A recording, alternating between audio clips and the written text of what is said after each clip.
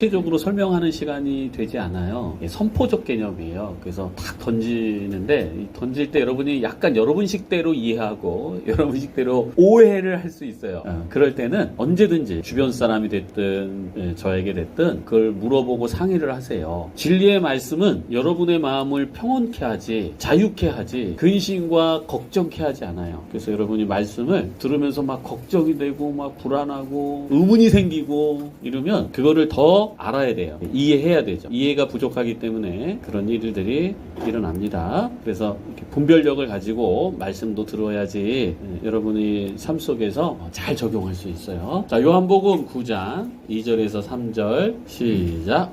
제자들이 물어 이르되 랍비여 이 사람이 맹인으로 난 것이 누구의 죄로 인함이니까 자기이니까 그게 부모이니까 예수께서 대답하시되 이 사람이 그 부모의 죄로 인한 것이 아니라 그에게서 하나님이 하시는 일을 나타내고자 하십니다. 아멘. 지금도 그렇고요. 요 시대의 문화도 그랬던 거예요. 죽거나 병이 있거나 사고가 나거나 벼락을 맞거나 다 네 죄 때문이다. 이렇게 보는 시선이 있는 거죠. 이 제자들이 이제 그런 관념을 갖고 있는데 태어날 때서부터 맹인이야. 그럼 저 사람 누구 죄지? 라는 궁금증이 이제 생기는 거예요. 그러니까 저 사람이 태어날 때서부터 장님인데, 맹인인데, 이상하다. 저 사람이 죄를 안 졌을 텐데. 저건 살아가면서 진 죄의 결과로 맹인이 됐다면 이제 자신들이 가지고 있는 관념이나 풍습으로선 이해가 되는데, 그러니까 부모 죄냐? 부모의 죄의 대가로 자녀가 저렇게 태어난 거냐? 라고 이제 물어본 거죠. 그 시대에 가지고 있는 관념들이에요, 관념들. 그래서 이런 관념들이 사실은 우리를 오해하게 만들고 왜곡하게 만들고 그 왜곡에서 우리를 굴레에 매이게 돼요. 그러니까 진리는 자유케 하는데 무지는 구속시켜. 근데 이 말이 이런 거예요. 아니 예수님의 그 막 치유 사역 과정에서 보면 그런 얘기 막 있잖아요. 네 죄가 다 나았다. 또는 내 죄를 사했다. 이러니 병이 나았더라. 이런 거 있죠. 그러니까 그 말도 맞는데 죄가 있으면 병에 걸리는 거야, 여러분. 자기가 죄가 있으면 아픈 거야. 그 말도 맞고. 그러니까 죄가 없이도 아플 수 있다는 거야. 죄가 없어도 아플 수 있다. 이거는 좀 이제 확장된 개념이죠. 확장된 더 넓은 시안의 개념으로 요거를 볼 수 있는 측면이 하나 있고, 그리고 죄가 없어도, 그러니까 이런 얘기죠. 죄가 있지만 죄가 있어서 아픈 그것도 요소도 있지만 이것을 더 넓은 확장적 시각으로 보면 죄 때문에 생긴 결과가 아니다라는 거예요. 더 확장적으로 보면. 그래서 이렇게 얘기해 예수님이. 예수께서 대답하시되 이 사람이나 그 부모의 죄로 인한 것이 아니라 그에게서 하나님이 하시는 일을 나타내시고자 하십니다. 하나님이 하시고자 하는 것을 나타낸다는 거예요. 그래서 이렇게 태어난 게 부모 죄도 아니고 네 죄도 아니다는 거예요. 근데 우리는 내가 태어난 게 죄라고 생각해. 내가 이 집에서 이렇게 시궁창 같고 이렇게 천박하고 이렇게 가난한 집에서 태어난 게 내 잘못이다. 내 죄다. 태어난 게 내 죄다. 내가 태어나지 말았어야 되는데. 이러면서 자기가 태어난 것조차도 자기 잘못이라고 생각하는 사람들도 많아요. 그죠? 상처가 많다 보면 내가 태어나지 말았어야 되는데. 그래서 자기 생명을 자꾸 죽이려고 하지. 자기를 자꾸 손상시키려고 하는 거예요. 그 중에 하나가 이제 우리가 쉽게 표현하는 건 자해 행동. 자기 몸에다 막 칼을 대고, 그 다음에 이제 중독적 행동. 중독적 행동도 자기를 망치는 거 아니겠어요? 자기 삶을 망가뜨리는 거예요. 자기 생명을 죽이려고 하는 거예요. 그러니까 자기를 자꾸 자기 자신을 혐오하는 거야. 네가 잘못했잖아. 네가 죄인이야. 너는 못났어. 넌 죽어 마땅해. 이러면서 계속 너가 이러니까 어째고 저러니까 어쨌고 이러면서 우리 자신에게 계속 죄를 묻는 거죠. 근데 예수님은 이렇게 얘기해요. 부모의 죄도 아니고 네 죄도 아니야. 그럼 누구 잘못이에요? 내가 왜 이렇게 시궁창 같은 가족에서 태어났고 왜 내가 이 시궁창 같은 남편하고 이렇게 살아야 되냐? 누구 잘못이야? 응? 진짜 그렇게 느낄 수 있어, 여러분이? 느끼라고 지금 말씀하셨잖아요. 아니, 여러분이 진짜 그렇게 느낄 수 있냐고. 네, 아멘. 느껴야만 합니다. 이건 누구의 잘못도 아니구나. 자, 보세요. 태어난 것부터 시작해서 우리가 중독에 걸린 것까지 생각해보자. 그리고 회복해 나가는 과정까지 다 생각해보자. 도대체 누구의 잘못으로 이렇게 됐을까, 우리가? 누구의 잘못으로 우리가 중독자가 됐을까? 누구의 잘못으로 내가 이런 심리적 장애를 입고 마음은 늘 불안하고 우울하고 괴로운 이런 고통스러운 상황으로 삶을 살아갈 수밖에 없는 지금의 이 상황이 누구의 잘못일까? 누구의 잘못이야, 여러분? 누구의 잘못? 아담과 하와의 잘못이야. 오, 진짜. 정답인데? 자, 우리는 무슨 이렇게 괴롭고 나쁜 일이 일어나면 누가 그랬어? 그래서 누구 하나 만들어야 돼. 이 나쁜 놈을 하나. 내가 나쁜 놈이 되든 네가 나쁜 놈이 되든 누구 하나 만들어놔야지 마음이 편해. 여러분, 우리 지금 생활 가운데에 막 그러고 있지 않나요? 뭐가 잘 안 됐을 때, 내가 기분이 나빴을 때 내 잘못을 찾는다거나 타인의 잘못을 찾고 있지 않나요? 둘 중에 하나는 찾을걸? 오늘 목사님 설교가 조금 힘드네. 내용은 이거야. 아무에게서도 죄를 찾지 말라는 얘기예요. 지금 얘기는. 미치고 팔짝 뛰겠네. 어떻게 아무한테서 죄를 찾지 말아야 되지? 분명히 나쁜 일은 일어났는데, 분명히 고통스러운 일은 일어났는데, 분명히 괴로운 일은 일어났는데, 누구한테서 찾아야 될 거 아니야? 이 일이 잘못된 것을 분명히 얘기해서 그 잘못을 지적을 하고, 다시는 그런 행동을 하지 못하도록, 다시는 이런 일이 일어나지 않도록 단도리를 해야 될 거 아니냐. 그래서 내 인생에 고통스러운 것은 남편 탓이다. 내 인생에 고통스러운 건 엄마 탓이다. 나를 이렇게 만든 건 아내가 만들었어. 진짜. 우리 마음에 여러분 이루고 싶어지는 마음이 있잖아요. 근데 예수님이 우리에게 이제 이런 거죠. 그들의 시선이 이렇게 좁으니까 예수님이 가르쳐 주는 거예요. 이렇게 눈을 크게 떠서 넓게 봐봐. 이게 누구의 죄도 아니야. 누구의 죄도 아니야. 이렇게 볼 수 있을까요, 지금? 누구의 죄도 아니야. 근데 왜 난 고통스럽지? 왜 난 외롭지? 그러니까 우리가 이제 발견해야 될 게 있는 거야. 그러니까 죄를 발견하려고 눈 씻듯 찾지 말고, 사랑을 발견하려고 노력해라. 그러니까 고통은 누가 잘못해서 벌어진 게 아니라 내가 사랑을 발견하지 못했기 때문에 고통스러운 거예요. 내 삶 속에서 아내와 남편 사이에서 자녀와 부모 사이에서 이것이 사랑이었구나라고 발견하지 못했기 때문에 고통스러운 거라고요. 근데 우리는 막 잘못을 찾으려고 그래. 막 잘못. 네가 이렇게 했으니까 내가 힘들잖아. 그 잘못을 찾으려고 하니 사랑이 보여요, 안 보여요? 안 보여요. 여러분 스스로에게도 그래요. 여러분 스스로에게도 나 스스로에게 잘못을 찾으려고 하지 나 스스로에게 사랑을 찾으려고 하지 않아. 내가 왜 이런 말을 했나? 내가 왜 이런 행동을 했나? 내가 왜 이런 선택을 했나? 내가 왜 이런 구질구질한 남편을 선택했나? 그러면서 맨날 후회해. 아유 이 미친년아.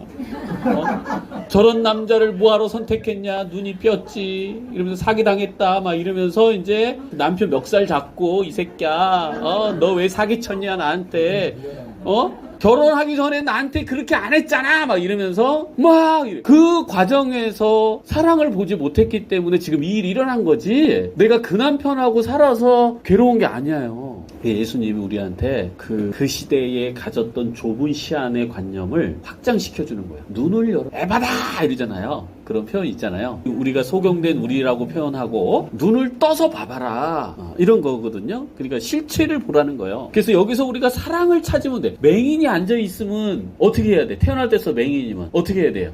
거기 죄를 찾으면 안 되겠지. 그치? 죄를 찾지 말고 어떻게 해야 돼? 그렇지. 사랑을 찾아야지 거기서. 하나님의 일을 나타내고자 한다라고 하는 것은 하나님이 그 한 개인의 인생을 희생시켜서 하나님 본인의 영광을 나타내려고 하는구나. 이렇게 여러분도 생각이 들잖아. 그렇게 안 들었어요? 하나님이 왜 개인의 그 삶을 그렇게 희생시켜요? 하나님이 그렇게 희생시킨 거 아니야. 그러니까 하나님이 맹인으로 이 개인을 태어나게 한 게 아니라는 거야, 여러분. 이 맹인이 태어날 때부터 맹인됨은 하나님이 결정한 것이 아니다. 그럼 누가 결정할까? 성경의 쓰임은 인간에게 전하는 메시지잖아요. 그러니까 이제 인간적인 문장을 따르는 거고 여기에서 본질상 핵심을 우리가 이해한다면 하나님이 뭐라고 그랬어요? 하나님은 사랑이시고 이런 거죠. 동반의존이 왜 동반의존이 될까요? 동반의존증의 핵심이 뭐예요? 사랑받고 싶어요.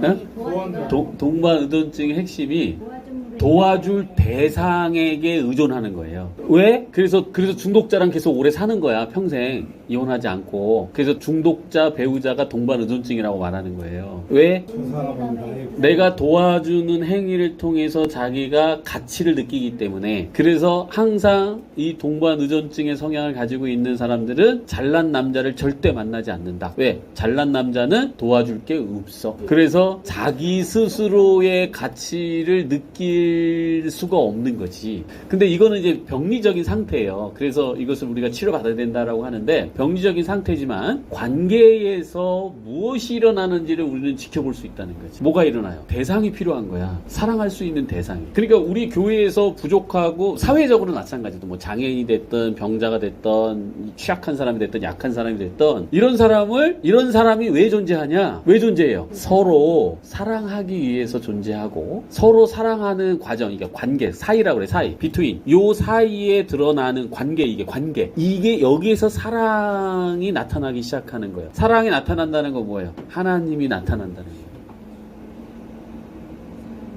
우리가 서로 사랑. 예수님이 돌아가시면서 그냥 맨 처음에는 첫째 계명, 두 번째 계명 이렇게 두 가지 얘기했지만, 돌아가시면서 딱 한마디 얘기했거든. 서로 사랑해라. 그러니까 성경은 한마디로 서로 사랑하라는 거예요. 그리고 인생은 사랑하기 위해서 존재하는 거예요. 다시 말하면 삶은 사랑이에요. 이해됐어요? 사랑하지 않으려고 살려고 하니까 괴롭고 고통스러운 거예요. 사랑이 빠지니까 자꾸 내가 이겨먹으려고 하고, 내가 더 잘나려고 하고, 이게 사랑의 삶이에요? 아니죠? 그러니까 괴롭기 시작하는 거예요. 삶의 의미가 없어져. 자꾸 죽고 싶어. 그래서 여러분들 마음속에 죽고 싶은 생각이 자꾸 든다면 내가 사랑을 지금 하지 않고 있구나 라고 생각하시면 딱 맞아요. 사랑을 찾아야 돼요. 아, 그러면 내가 애인을 사귀어야 되겠구나, 이런 차원이 아니에요. 물론 이성 간의 관계도 이렇게 표현할까요? 되게 이제 낮은 단계의 것이에요. 사랑으로 치자면 최하위 단계죠. 이성과의 관계는. 이성 간의 관계 속에서 최고의 사랑을 느낄 수 있어요. 뭘까? 말이 좀 이상하다, 그지? 이성과 관계에서 혀가 꼬인다. 이성 관계에서 우리가 느끼는 사랑은 최하위 사랑이에요. 근데 그 속에서 최고의 사랑을 잠시 느껴요. 그러니까 이제 이럴 때죠. 눈에 콩코뿔이 쓰일 때. 눈에 콩코뿔이 쓰이면 어때요, 여러분? 무조건 좋아요. 그지?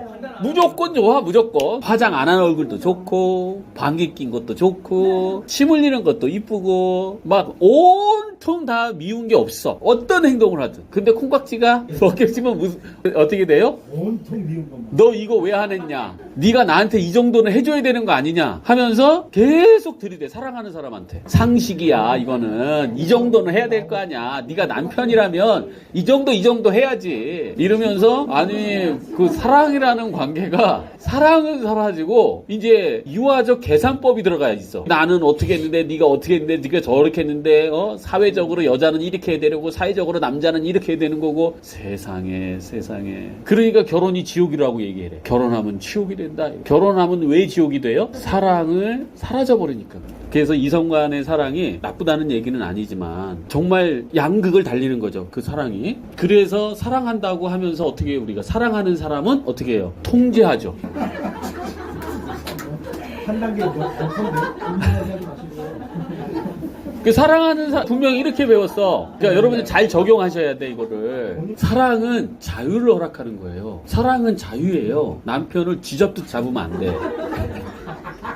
남편을 통제하면 안 돼. 막 여자한테 전화하지 마라. 또 여자 만나지 마라. 밤에 일찍 들어와라. 막 이러면서 뭐 어떻게 다 지금 통제하고 있죠? 지금은 아니에요. 이 설교를 들어야 되는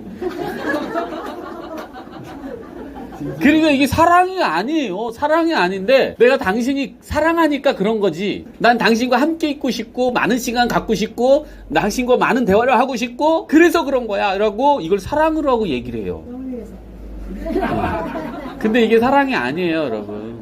굉장히 하위, 아주 최하위의 모습이야. 사랑은 남편에게, 아내에게 자유를 허락하는 겁니다. 내가 진짜 사랑으로 가까이 다가서면 내가 절대로 안 된다는 그 선이 없어지는 거고, 더 가도 내가 사랑할 수 있는 거예요. 사랑이 그거니까. 어떻게 내 조건을 갖다 놓고 요 안에 들어오면은 사랑해줄게가 사랑이 아니거든. 근데 이제 이게 인간적 사랑인데 최하의 사랑, 인간적 사랑. 근데 이 인간적 사랑을 우리가 어떻게 성경에다 갖다 놨냐면 하나님도 그렇게 우리를 사랑할 거라고 거기다가 써놓은 거야. 하나님은 절대로 인간 같은 하이적 사랑을 하지 않습니다. 그래서 여러분이 뭘 하든 관계없어. 하나님은 여러분을 살인을 저질러든 여러분이 다시 재발을 하든 하나님의 사랑은 정말 한치의 흔들림도 없이 여러분을 끝까지 전혀 의심하지 않아요. 여러분을 사랑하는 그 마음은 여러분의 행동에 따라서 하나님이 우리를 사랑하고 벌 주고, 이거는 인간적인 그 사랑을 그려놓은 거야, 여러분. 물론 이제 모르는 사람들은 그걸 계속 주장할 수 있어요. 하나님이 이렇게 하면은 벌 준다, 뭐 한다, 이렇게. 하나님은 여러분이 어떠한 상태가, 그러니까 우리가 생각할 때 완전히 내가 하나님을 막 씹어먹고 욕하고 하나님이 하지 말라는 거 막 다 해버리고, 그러니까 기독교인들이 성 중독에 많이 빠지는데, 이 성 중독에 막 빠지는 특히 사역자나 목회자들 보면 하나님에 대한 엄청난 적대감을 가지고 있어요. 사역자인데. 그래서 막 성경이나 기독교에서는 성이라고 하는 것을 되게 터부시하잖아요. 막 그쪽으로 더 가는 거야. 그래 사실상은 더 하나님을 더 적대시하는 감정의 어떤 상태로. 그래 내가 이렇게도 하나님이 이제 지옥 보내겠구나. 절대로 그런 일 없어요. 절대로 그런 일 없어요. 절대로 그런 일이 없어요. 아무 걱정하지 마세요, 여러분. 하나님은 여러분이 하나님을 막 일을 갈고 대들어도 하나님은 절대로 여러분에게 인상 쓰는 법이 없어요. 그래도 사랑해. 오, 사랑해. 애들이 그 할머니가 되면 그런 걸 좀 더 이해하잖아요. 할머니나 할아버지가 되면 손주들이 할아버지 나빠! 미워! 막 이러면 그래도 이뻐. 그죠? 그래도 이뻐. 아이고, 그래. 이러지, 너가 할아버지한테 어떻게 그렇게 말할 수 있어? 이렇게 하는 할아버지도 간혹 있기는 해요. 근데 그런 할아버지는요, 자기애적인 성격 장애를 가지고 있는 거야. 그런 할아버지들. 근데 이제 보편적인 할아버지는요, 그래, 할아버지가 나빠. 뭐, 어떻게 해야지 우리 손주가 기분이 좋을까? 이러고, 손주의 기분을 달래려고 하는 그 따뜻한 마음과 그냥 애가 때리고 깨물고 물고 할아버지 나쁘다고 막 이래도, 할아버지가 계속, 그래, 할머니가 계속, 이러지? 근데 할아버지, 할머니도 인간이잖아. 인간인도 그러는데 하나님이 그럴까? 하나님 그럴까? 안 그래, 여러분. 절대 오해하지 마세요, 그거는. 그래서 제가 이제 성경에 쓰이는 것과 좀 다르게 얘기는 하나, 본질상 성경에서 나타내지고 있는 것은 하나님이 사랑이라고 하는 그 본질을 나타내주고, 사랑이라는 것은 인간이 잘 몰라서 그렇게 기록해 놓은 것들이에요. 우리가 사랑의 본질을 이해하면은 충분히 이해되는 내용이에요. 사랑이라는 것은 이렇게 작동이 되는 건데, 근데 기록된 하나님의 막 인간하고 하나님의 관계에서 보면 이 사랑이 아니고 같아. 조건이고, 내 말 안 듣면 벌 내리고, 우리가 막 고스란히 그걸 받아가지고 내가 벌을 안 받기 위해서 또 뭐 어쩌고저쩌고 하고 이제 이러는데, 그것은 우리가 굉장히 낮은 단계에서 바라보는 시선이고요. 깊이 있게 진리의 실체적 진실을 우리가 딱 본다면 사랑이라는 게 이런 거구나. 그래서 우리가 사랑을 그렇게 실천을 할 때에 우리가 자유해지는 거예요. 평온해지고. 왜? 실체적 진실에 가깝게 우리가 삶을 살아가고 있기 때문에 그런 것이죠. 그래서 결국 삶은 사랑이구나. 여러분 삶을 살고 있죠? 그러면 사랑의 삶을 살아야지. 근데 여기서 이렇게 벗어나니까 괴로운 거야. 지옥이 되는 거야. 기도하겠습니다.